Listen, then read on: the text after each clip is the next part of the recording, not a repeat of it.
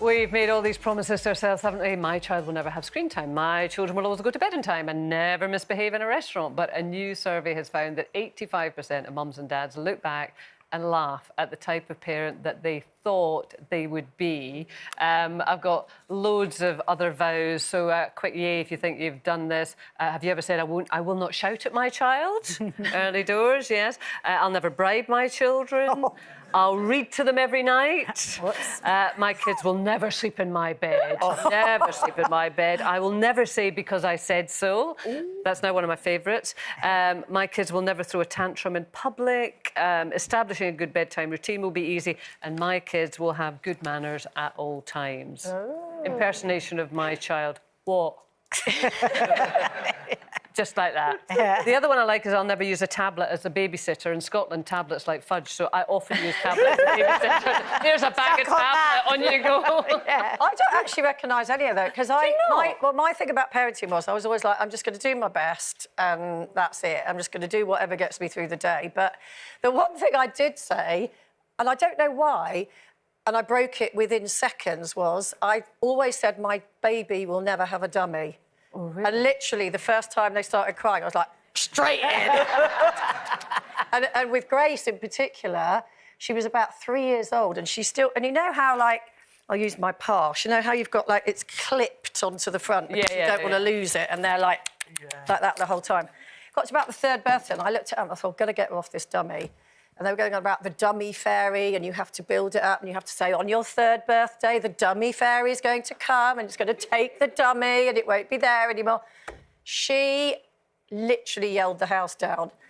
So I was like, back in again. And then we got to 4, and then finally she was about to go to school, and she just, I think even she realised that it was time to give it up, so... It's funny, but Charlie never wanted a dummy, because at times I got to that, but she wanted to cry, but she didn't want a dummy, and at the time there's a real gimmick for dummies that either had big, white, pearly teeth or a big, silly smile, and I thought it was the funniest thing. I've ever seen a baby with one of these, and I would stick it in, and she would spit it out, and I was really annoyed. Did you end up sucking it instead to try and make her laugh? No. Please.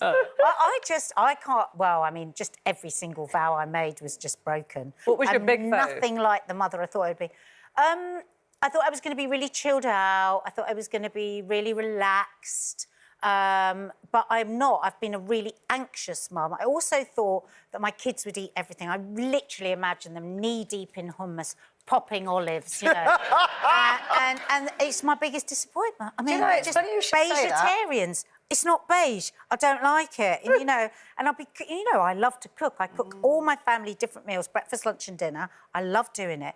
Now they're in their late teens, it's better. But honest to God, I used to go to people's houses and pretend that they'd eaten because I knew they weren't going to...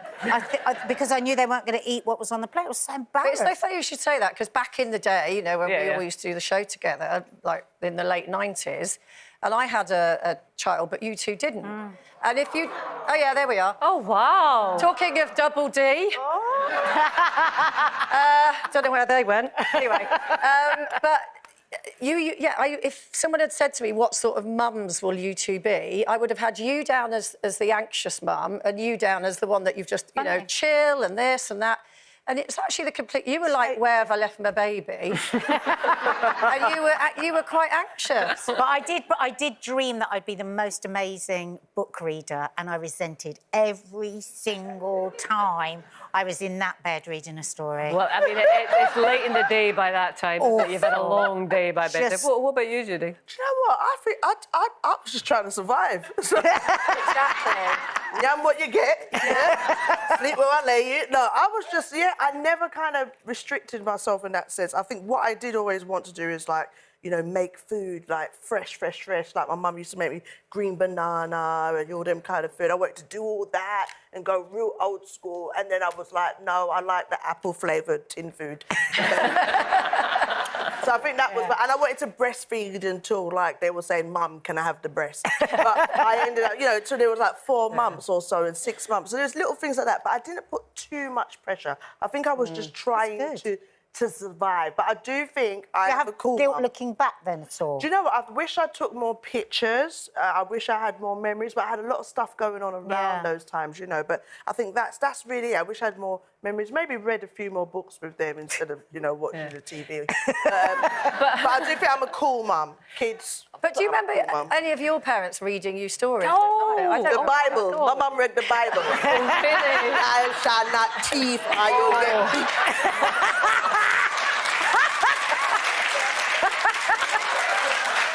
Thou shalt not look upon boys, or you'll get beat. Oh, no, I'm looking for that line in the Bible. Your mum was a very wise woman.